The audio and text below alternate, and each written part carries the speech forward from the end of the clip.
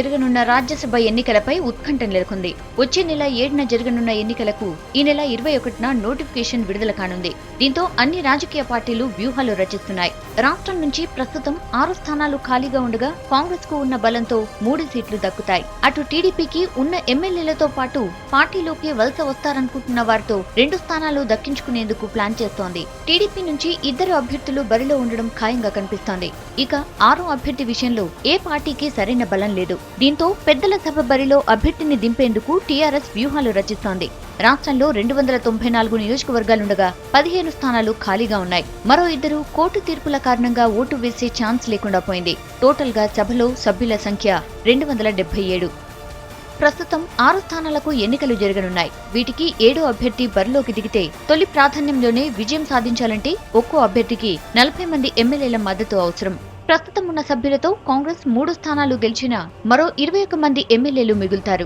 అటు ఇతర పార్టీల నుంచి వచ్చిన వారితో సభలో వైసీపీ బలం 23కు చేరుకుంది. ఇక టీఆర్ఎస్ కు 22 మంది ఎమ్మెల్యేలు ఉన్నారు.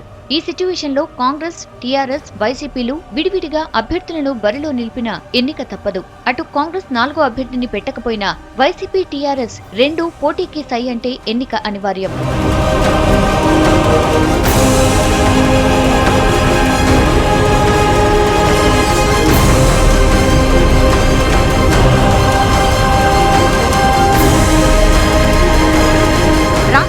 నేపథ్యంలో సీమాంధ్ర కాంగ్రెస్ ఎమ్మెల్యేలు పార్టీ తీరుపై గరంగరంగా ఉన్నారు.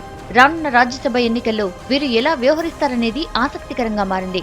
వచ్చే నెల 7న జరిగే ఎన్నికలకు ఎమ్మెల్యేలంతా తప్పనిసరిగా అసెంబ్లీకి రావాల్సి ఉంటుంది. అదే టైంలో ఓట్ ఆన్ అకౌంట్ బడ్జెట్ సమావేశాలు జరిగే అవకాశం ఉంది.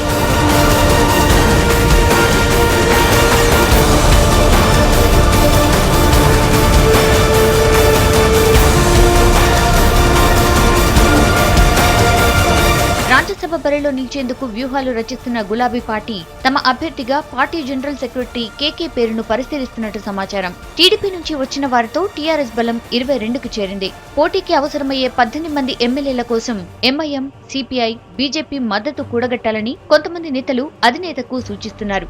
అటు కాంగ్రెస్ లో సుదీర్ఘకాలం పనిచేసిన కేకేకు ఆ పార్టీ నేతలతో మంచి రిలేషన్స్ ఉన్నాయి. దీంతో కొంతమంది కాంగ్రెస్ సభ్యులు కేకేకు సహకరిస్తారన్న ప్రచారం జరుగుతోంది.